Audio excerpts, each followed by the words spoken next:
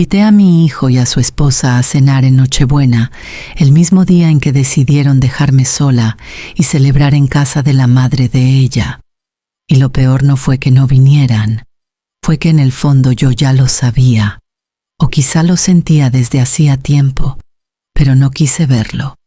Era mi primera Navidad sin Joaquín. Murió en abril, 76 años, un corazón fuerte y unos pulmones que ya no daban más. Dijeron que se fue en paz, rápido, pero nadie habla de lo que queda después, del silencio que se mete en las paredes de la casa cuando llevas más de 50 años compartiéndola con alguien. Nadie te explica cómo es despertarte y no escuchar ni un solo ruido, cómo el café sabe distinto cuando no hay nadie al otro lado de la mesa. Por eso este año decidí hacer algo distinto, algo pequeño, algo que me hiciera sentir que todavía tenía una familia. Invité a mi hijo Daniel y a su esposa, Laura, solo ellos dos, sin grandes reuniones, sin ruido, solo una mesa cálida, comida hecha en casa, algo que recordara lo que éramos antes. Pasé 2 días enteros cocinando, no calentando, cocinando de verdad, como antes, como le gustaba a Joaquín. Preparé el cordero al horno con romero, las patatas al estilo de mi madre, una tortilla de verduras que siempre le encantaba a Daniel cuando era niño. Incluso hice turrón casero, aunque Laura siempre dice que no come dulce, pero luego siempre prueba solo un poquito.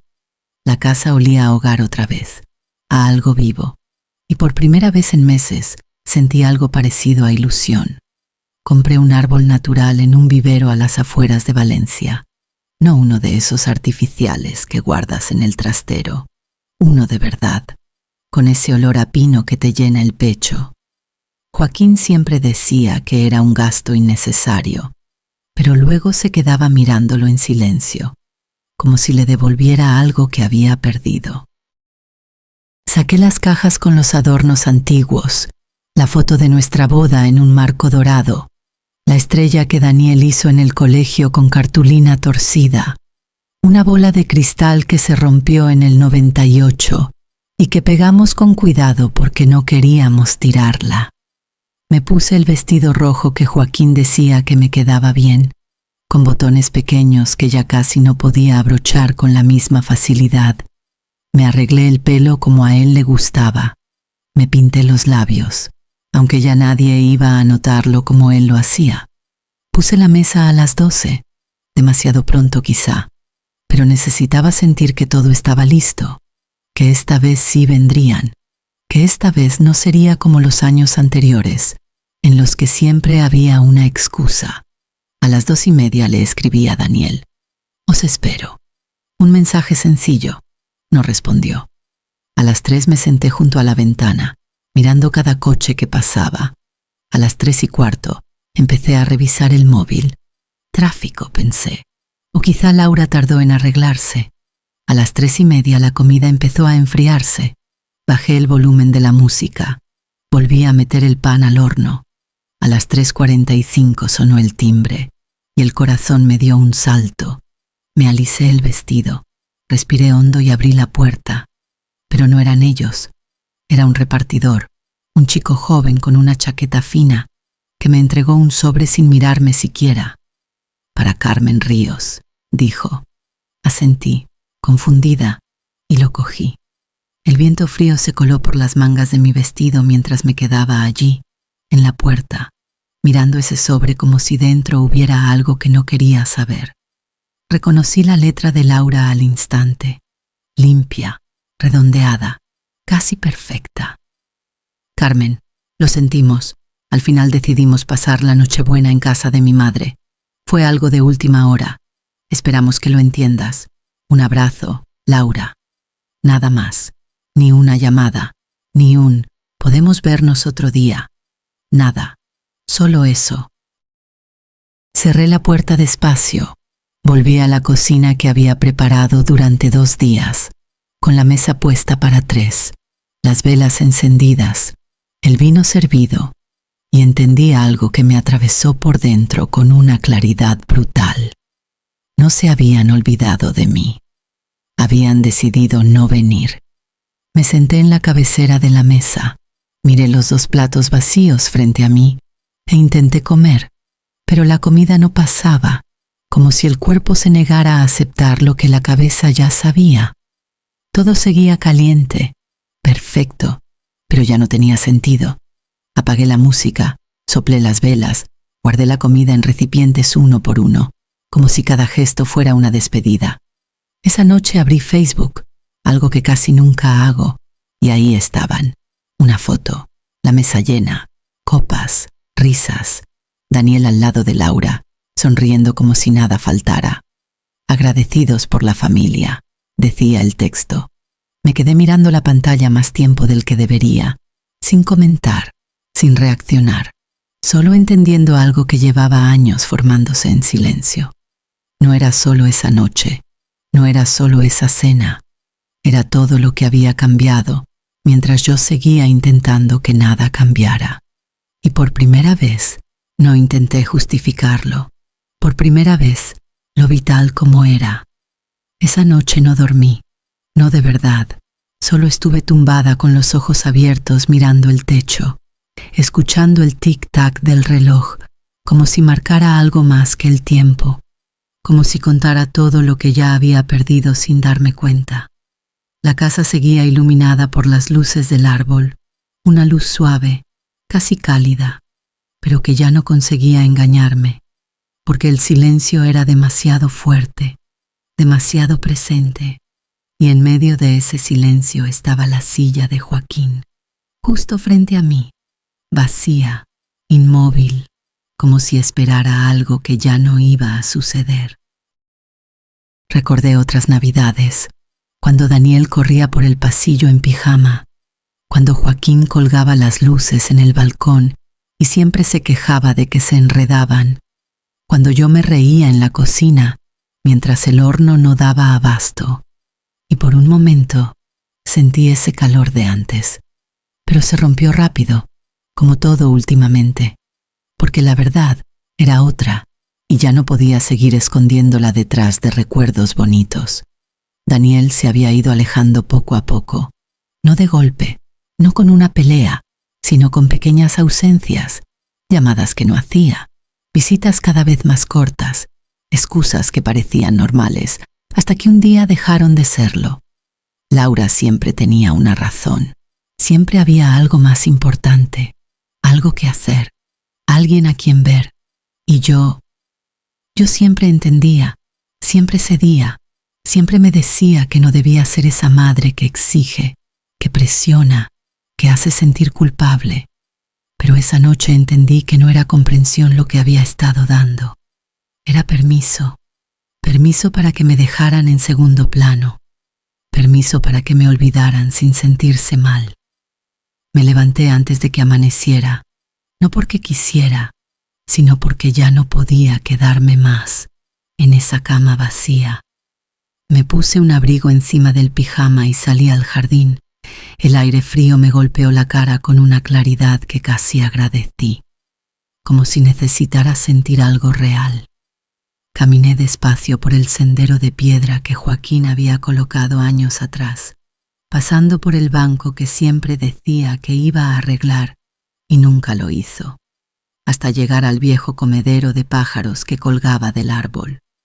No sé por qué me detuve allí, quizá por costumbre, porque él siempre lo llenaba los sábados, como si ese pequeño gesto mantuviera algo en orden en el mundo. Y entonces lo vi, un sobre, encajado entre la madera y el soporte, cubierto de un poco de polvo, como si llevara tiempo esperando. Lo tomé con cuidado, y en el momento en que vi la letra, el aire se me quedó atrapado en el pecho. Era de Joaquín. Su letra inclinada, firme pero con ese ligero temblor que había empezado a aparecer en sus últimos meses. Mi nombre estaba escrito sin apellidos, solo Carmen, como siempre lo hacía en las tarjetas que me dejaba en los cumpleaños. Miré la esquina del sobre y vi la fecha, 11 meses atrás, una semana antes de morir. Me quedé quieta, con el sobre en la mano, sintiendo que algo dentro de mí empezaba a moverse. Algo que no entendía todavía, pero que sabía que iba a cambiarlo todo. Volví a la casa, me senté en la cocina y durante unos segundos solo lo miré, como si abrirlo fuera a cruzar una línea de la que ya no podría volver. Pero lo abrí. Dentro había una hoja, sin saludo, sin explicaciones, solo una frase. Si estás leyendo esto, algo ha pasado que yo esperaba que no ocurriera. Ve a mi escritorio, al cajón de arriba. Hay más. Eso fue todo. Me levanté de inmediato, sin pensar, como si mi cuerpo ya supiera el camino. El despacho de Joaquín seguía igual que el último día. Los bolígrafos alineados, los papeles ordenados, todo en su sitio, como si en cualquier momento fuera a entrar y sentarse a trabajar. Abrí el cajón superior y lo encontré. Un sobre más grueso, pegado por dentro y sujetando una pequeña llave dorada con un clip. Lo abrí con manos que ya empezaban a temblar. Dentro había otro papel y un documento doblado. Leí primero la nota. Carmen, si Daniel alguna vez empieza a apartarte, esto tendrá sentido. Todo lo que necesitas está en el lugar que abre esta llave. Es tuyo. Siempre lo fue. Solo que no lo sabías. Me quedé sentada, con la llave en una mano y la carta en la otra, sintiendo el peso de algo que todavía no comprendía del todo, pero que ya empezaba a encajar. Joaquín lo sabía. Sabía que algo iba a romperse. Quizá no exactamente esta noche, quizá no esta forma, pero lo había visto venir. Siempre fue así, callado, observando más de lo que decía. Yo era la que justificaba, la que daba segundas oportunidades, la que creía que todo podía arreglarse con paciencia. Él no. Él preparaba caminos alternativos. Miré entonces el documento doblado.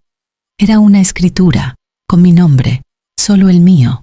Una dirección en un lugar que no reconocía, a las afueras, en una zona tranquila que nunca habíamos mencionado. Fruncí el ceño. Joaquín nunca me habló de otra propiedad. Siempre pensé que teníamos solo esta casa, la nuestra. Saqué el móvil, escribí la dirección y apareció en el mapa como un punto aislado. Una casa en medio de nada, sin fotos, sin información, solo un marcador rojo. Sentí un escalofrío que no tenía nada que ver con el frío de la mañana. Si Daniel alguna vez empieza a apartarte, resonaba en mi cabeza una y otra vez. Él lo vio, antes que yo, antes de que yo estuviera lista para admitirlo. Miré la llave, la giré entre mis dedos, pesada, real, como una respuesta que llevaba demasiado tiempo esperando. Entonces, levanté la vista hacia la foto que teníamos en la estantería, los tres juntos, sonriendo. Pero ahora, viéndola de verdad, noté algo que antes nunca había querido notar. La mirada de Joaquín no estaba en la cámara, estaba en Daniel, observándolo, midiendo algo que yo no quise medir, y en ese momento lo entendí. Esto no era solo un recuerdo que me había dejado, era un plan. Y ahora, por primera vez en mucho tiempo, sentí algo distinto al dolor. Sentí dirección. Salí de casa poco después de que saliera el sol, sin darle tiempo a la duda de instalarse otra vez, porque si me quedaba un minuto más pensando, sabía que no iría, que volvería a sentarme frente a la mesa vacía, esperando explicaciones que nunca llegarían. Metí una pequeña bolsa en el coche. Algo de ropa, una linterna, un termo con café, como hacía Joaquín cuando viajábamos. Mejor llevar de más que de menos, decía siempre. Y por primera vez en mucho tiempo sentí que no estaba siguiendo una rutina, sino un impulso, algo que me empujaba hacia adelante. La dirección marcaba poco menos de 1 hora desde Valencia, un trayecto que había hecho 1000 veces por otras razones. Pero ese día, todo parecía distinto, como si cada curva tuviera un significado que antes no veía. Pasé por carreteras secundarias, por gasolineras que me resultaban familiares, por campos de naranjos desnudos por el invierno, pero cuando el GPS me indicó el último desvío, supe que entraba en un lugar que no formaba parte de mi vida hasta ahora. Un camino estrecho, de grava, sin señalización, escondido detrás de un pequeño almacén agrícola, como si no quisiera ser encontrado por cualquiera. Reduje la velocidad, miré 2 veces el número y entonces lo vi. Una casa blanca, sencilla, con persianas azules y un pequeño porche de piedra. Nada ostentoso, nada abandonado, simplemente esperando. Apagué el motor y me quedé sentada unos segundos, con la llave en la mano, sintiendo ese mismo nudo en el pecho que había tenido al leer la carta. Bajé del coche. El aire era frío pero limpio, y cada paso que daba hacia la puerta sonaba más fuerte de lo normal, como si el silencio del lugar amplificara todo. Metí la llave en la cerradura y giró sin resistencia, como si hubiera estado allí toda la vida esperando ese momento. Cuando la puerta se abrió, algo dentro de mí se movió, una sensación extraña, como reconocer un lugar en el que nunca has estado.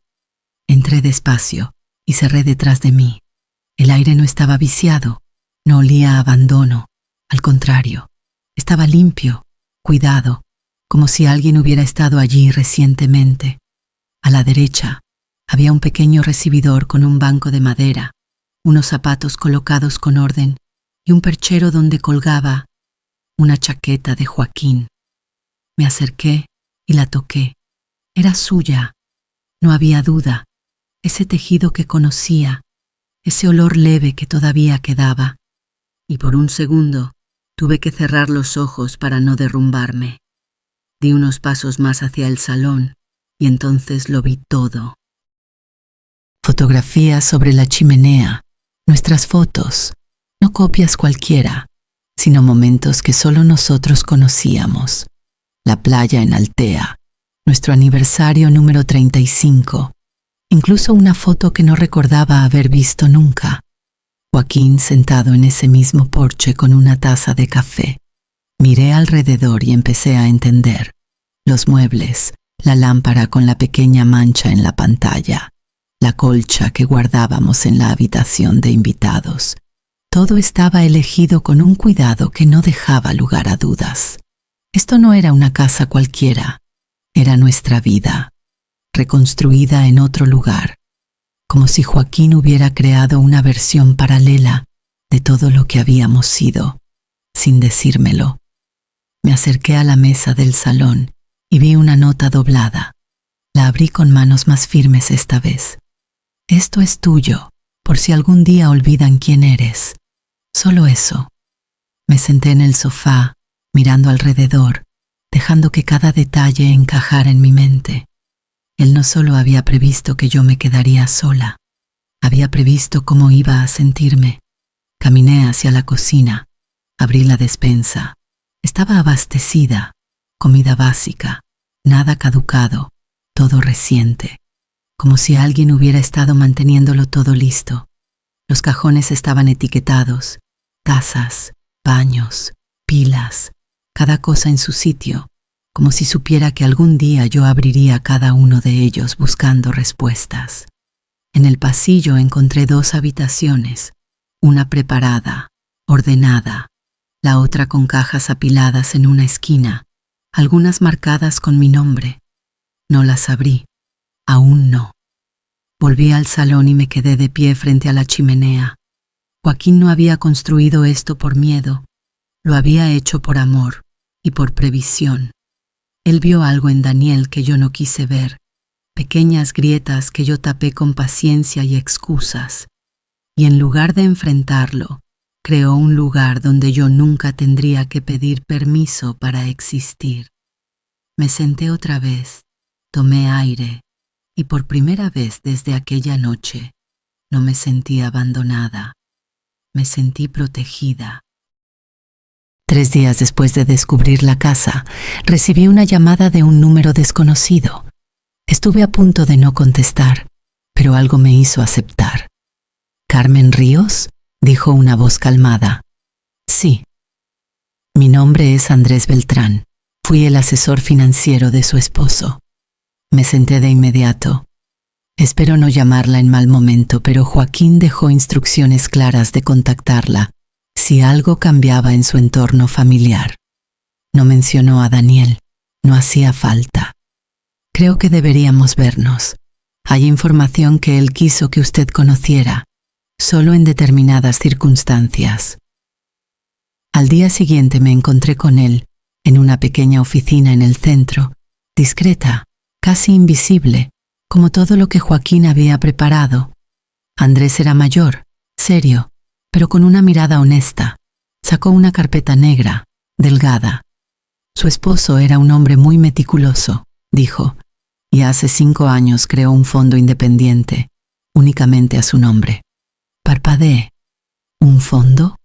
Asintió y giró los papeles hacia mí. 650.000 euros. No está vinculado a ningún otro patrimonio familiar. Sentí que el aire me faltaba por un segundo.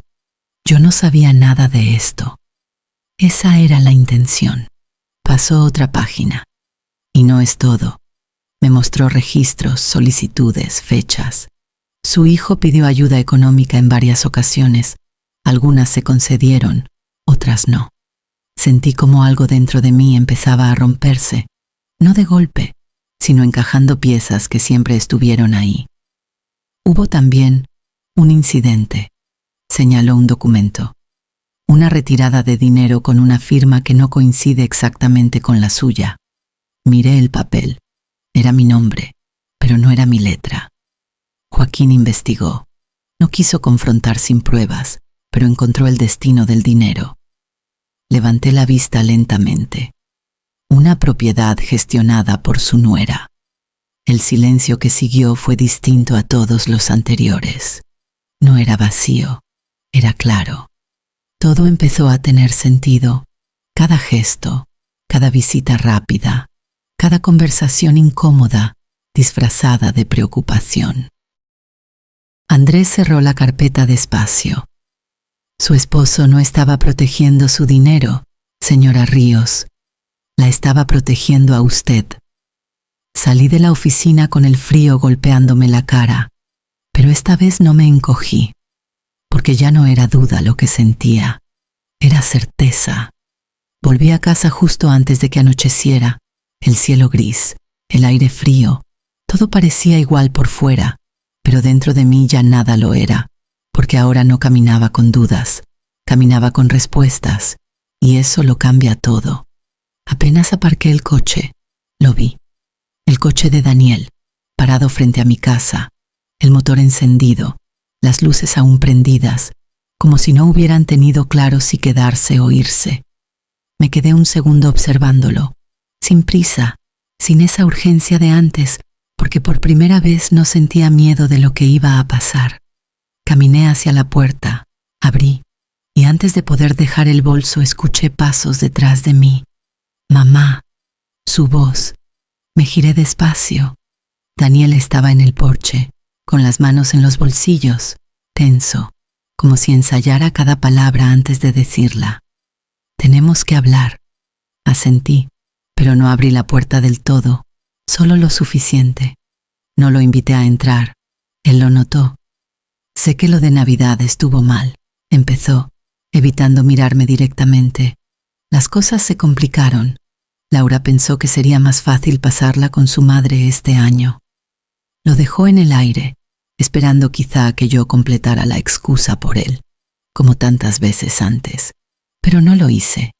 Podrías haber llamado, dije tranquila. Bajó la mirada. Lo sé, debería haberlo hecho. Hubo un silencio breve, incómodo, pero distinto a los de antes. Este no era de duda, era de distancia. En realidad quería preguntarte algo, continuó, cambiando el tono, sobre las cosas de papá, los papeles, las cuentas. Pensé que quizá necesitarías ayuda para organizarlas. Ahí estaba, tan limpio, tan correcto, tan bien envuelto en preocupación. Lo miré sin responder. He estado revisando algunos documentos en el garaje, añadió rápido. Y hay cosas que pueden ser complicadas, decisiones que quizá no deberías tomar sola. Sonreí levemente, pero no con ternura. ¿Qué te hace pensar que no puedo? Parpadeó, sorprendido por la pregunta. No es eso, mamá.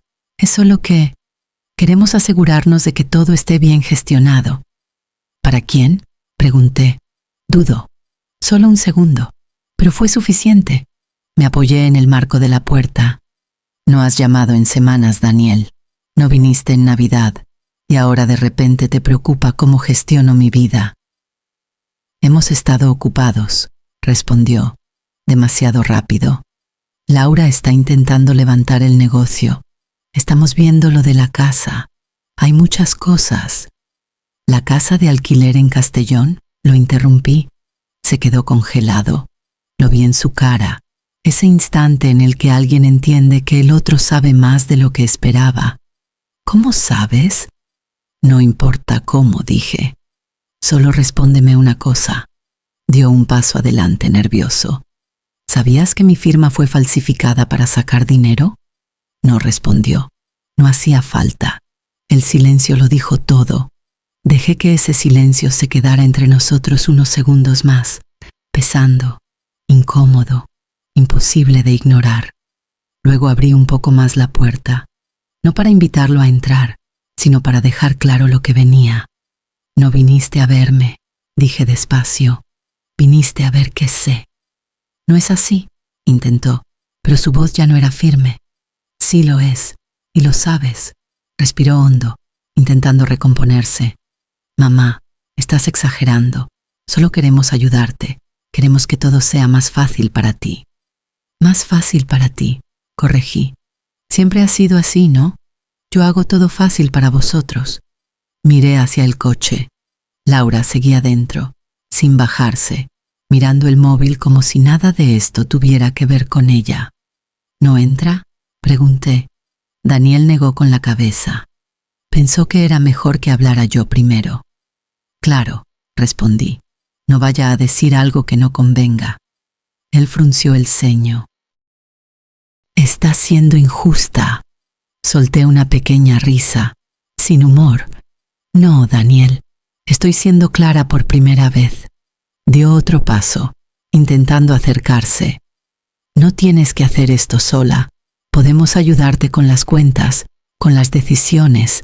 Incluso podríamos mirar lo de vender la casa y que te mudes a algo más pequeño, más manejable. Ahí estaba de nuevo. No el cuidado, el plan. Lo miré a los ojos, directamente. No necesito ayuda para gestionar nada. Su expresión cambió, un poco más dura ahora. Papá no querría que te quedaras sola con todo esto. Tu padre, dije, sin apartar la mirada, se aseguró de que yo nunca dependiera de nadie. Se quedó en silencio, y en ese silencio supe que había entendido. Sé lo del fondo, añadí. Sé lo de las cuentas. Sé lo que pediste y lo que te negó. Su rostro perdió el color. Ya no había forma de sostener la versión que había traído. Mamá, empezó, pero no continuó. No, lo corté. Ya no. Me incorporé, firme. No voy a ceder nada.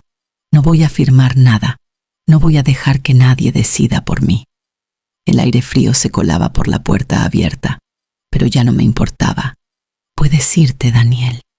Se quedó allí un segundo más, como si buscara algo que decir, algo que arreglara lo que ya no tenía arreglo. No lo encontró. Se dio la vuelta, caminó hacia el coche, abrió la puerta, y Laura se inclinó hacia él para decirle algo que no alcancé a oír. El coche arrancó y se alejó despacio. Cerré la puerta. El silencio volvió, pero esta vez no era el mismo. No era vacío, era firme. 2 días después, recibí una llamada temprano por la mañana. Era Dela. No saludó siquiera. Carmen, tienes que saber esto. Laura está diciendo que no estás bien, que estás confundida, que necesitas que alguien tome decisiones por ti. Me apoyé en la encimera, cerrando los ojos un segundo. No me sorprendió. Está preparando algo, continuó. Quiere mover papeles, crear dudas, abrir la puerta a controlar lo tuyo legalmente. Abrí los ojos y por primera vez no sentí miedo. Que lo intente, dije, porque ya no estaba esperando que volvieran, ya no estaba esperando que me eligieran. Esta vez iba a elegirme yo. Una semana después de enviar la carta, la casa volvió a estar en silencio, pero ya no era el mismo silencio que antes me asfixiaba. Era distinto, más limpio, más mío, como si por fin hubiera espacio para respirar, sin esperar que alguien entrara por la puerta. Aquella mañana me desperté temprano, sin alarma, con una sensación extraña, no de tristeza, sino de claridad, como si algo dentro de mí se hubiera colocado en su sitio después de mucho tiempo fuera de lugar.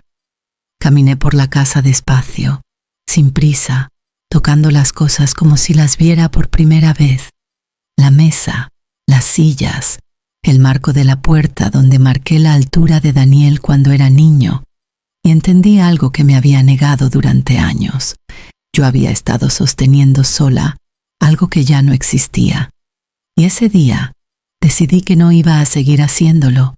Saqué una libreta y empecé a escribir, no una lista de tareas, sino una lista de decisiones. Ir a la casa del campo más a menudo, pintar la habitación del fondo, plantar flores en primavera, solo flores, nada que cuidar para otros, hacer un viaje corto a la costa, invitar gente que sí llega. Esa última frase la subrayé 2 veces. No sabía exactamente a quién invitar, pero sabía perfectamente a quién no. 2 días después, fui al mercado del barrio. Compré más comida de la que necesitaba. Vino, pan recién hecho, dulces. Y de camino de vuelta pasé por el centro comunitario, donde algunas mujeres mayores se reunían a coser. Había hablado con ellas alguna vez, lo justo, pero ese día entré y dije algo que nunca antes me habría atrevido a decir. Este sábado voy a hacer una cena en mi casa, si queréis venir. Se miraron entre ellas, sorprendidas, y luego una de ellas sonrió. Claro que vamos a ir. No hubo dudas, no hubo excusas, solo un sí. El sábado llegó más rápido de lo que esperaba. A las 3 en punto, sonó el timbre. Y luego otra vez, y otra. Abrí la puerta y no tuve que fingir la sonrisa. Salió sola. Trajeron flores, vino, postres caseros, historias, risas. Una mujer trajo a su nieto, un niño que no paraba de hablar y que en 5 minutos llenó la casa de ruido, de vida, de algo que había echado de menos sin saberlo. La mesa se llenó, no perfecta, no como la había imaginado en Navidad, pero real. Alguien derramó vino, alguien se rió demasiado alto, alguien contó una historia que no venía al caso, pero nadie miró el reloj, nadie estaba de paso, nadie tenía prisa por irse a otro sitio mejor. Y entonces lo entendí. No era la cena lo que había estado esperando aquella noche de Navidad. Era esto, presencia, elección, voluntad de estar. Después de cenar, algunos se quedaron recogiendo sin que se lo pidiera. Otros pusieron música. El niño se quedó dormido en el sofá con una manta que yo misma le acerqué. Y yo me encontré de pie en medio de mi casa, mirando todo, sintiendo algo que no había sentido en mucho tiempo. No era nostalgia, era plenitud. Esa misma noche, antes de acostarme, encontré el sobre. Estaba en el buzón, pequeño, sin remitente, con mi nombre escrito con una letra que conocía demasiado bien. Lo abrí sin prisa. Feliz Navidad, mamá. Esperamos que estés bien. Daniel y Laura. Nada más, ni una llamada, ni una explicación, ni un intento real. Solo eso. Me quedé mirándolo unos segundos y por primera vez no dolió. Lo doblé, lo guardé en un cajón y apagué la luz, porque esta vez no era sobre ellos, era sobre mí. 1 año después, misma fecha, misma casa, pero todo diferente. Me desperté en la casa del campo con el olor a café y canela llenando el aire. Dela estaba en la cocina moviendo ollas como si siempre hubiera estado allí. «Hoy sí que te has pasado, Carmen», dijo, mirando la mesa llena de comida. Sonreí. Solo lo justo. A las 3 en punto, la casa volvió a llenarse. Voces, pasos, risas, gente que entraba sin dudar, que se quitaba el abrigo como si ya perteneciera allí. Miré la mesa, llena, diferente, pero llena, y en ese momento lo supe con una certeza tranquila, sin dramatismo, sin dolor. El año anterior invité a mi hijo y a su esposa a mi mesa, y eligieron otra, así que construí otra mesa, una donde nadie viene por obligación, una donde nadie se queda a medias, una donde yo no tengo que pedir que se queden.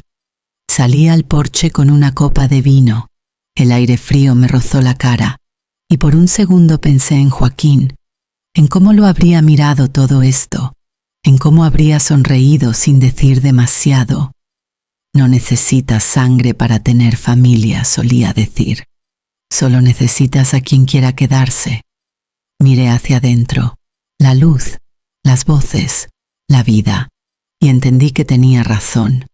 Dejé de esperar que las personas que amaba se convirtieran en quienes yo necesitaba, y empecé a elegir a quienes ya sabían quedarse. Si alguna vez te has sentado frente a una mesa vacía, esperando a alguien que nunca iba a llegar, dime algo con honestidad. ¿Volverías a poner esa mesa o empezarías a construir otra?